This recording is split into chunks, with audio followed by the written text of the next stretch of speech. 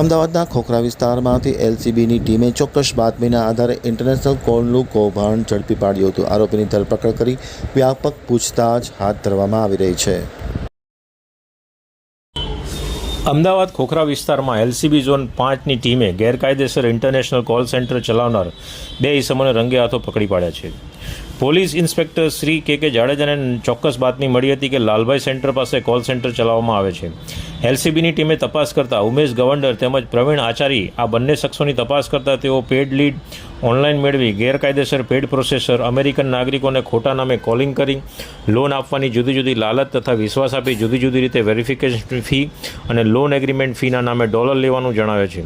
American નાગરિકો તે dollar gift કાર્ડના સ્વરૂપે તે ગિફ્ટ કાર્ડમાં નંબર જણાવેલો હોય તે આપતા તે નંબરના આધારે આગળની પ્રોસેસ કરી નાણાં એક ચોક્કસ એકાઉન્ટમાં ટ્રાન્સફર કરવામાં આવતા હતા.